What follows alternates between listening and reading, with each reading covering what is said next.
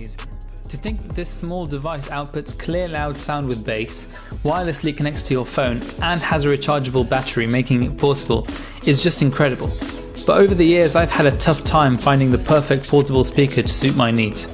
My criteria was as follows. First off, it had to have excellent sound quality, of course.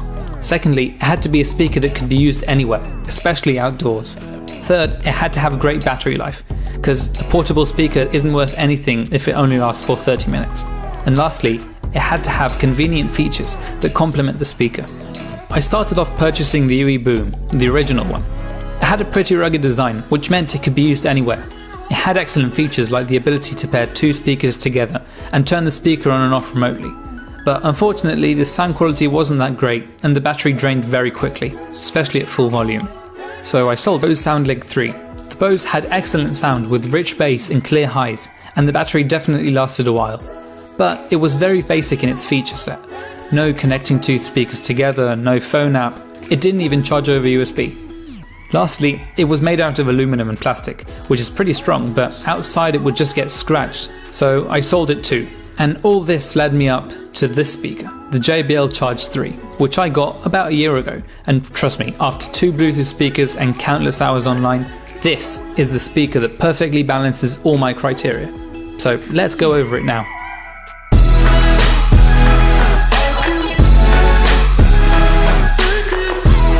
The Charge 3 isn't tiny, but it is very manageable and can easily fit in a backpack or a bag. It has a very unique shape which contributes to its speaker placement.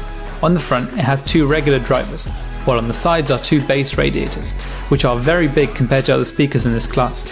We'll talk about them later when we get to sound quality. On the bottom is a flat foot, which allows it to stay upright. Unlike the JBL Flip series, this speaker was meant to lay on its side.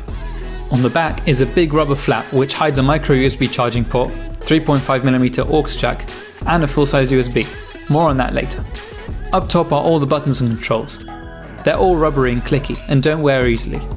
As you can see, everything is sealed nicely, and that's because the speaker is IPX7 waterproof. That's right, it's fully submergible up to 1 meter. This means it's great for outdoor use, so that's the first check.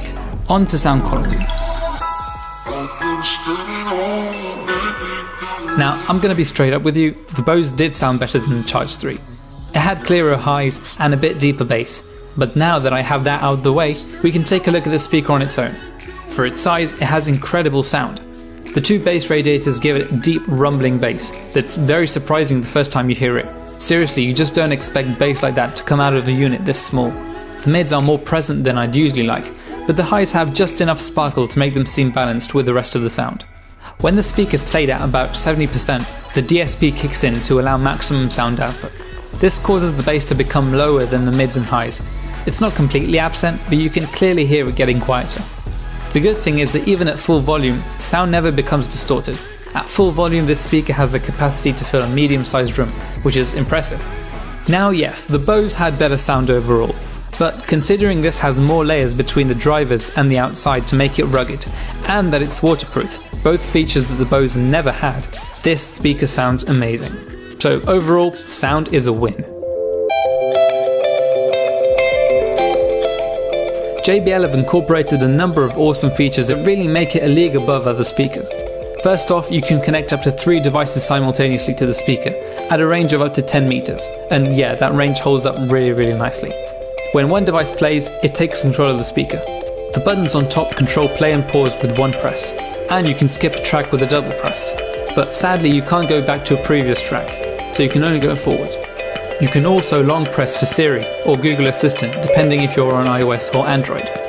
Another useful feature is the built-in speakerphone, so you can answer phone calls while connected. It has a microphone built in which does a decent job picking up voices, but nothing spectacular. Lastly, the speaker has the ability to hook up to other JBL speakers using JBL Connect.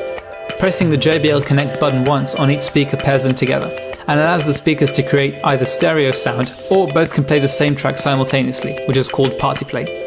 The Charge 3 is also compatible with JBL Connect Plus, which allows up to 100 speakers to be connected together. With all these great features and lots of other little things, the JBL Charge 3 is definitely more than just a simple Bluetooth speaker.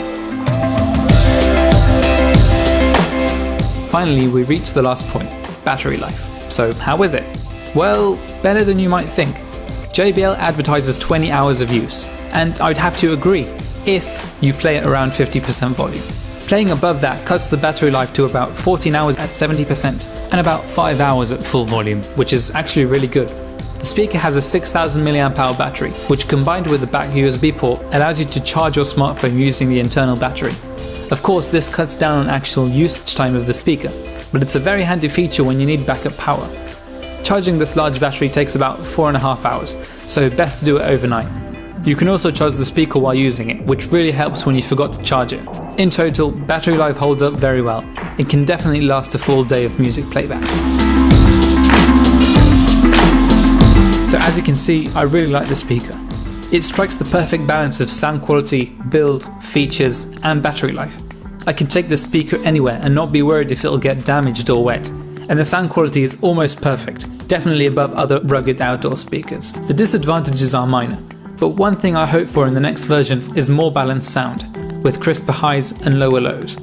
And if the Flip 4 is any indication of progress, the next version should improve on this aspect of the speaker. But other than that, at an average price of £120, this checks all the right boxes to make an excellent speaker in almost any situation you need to pump up the volume.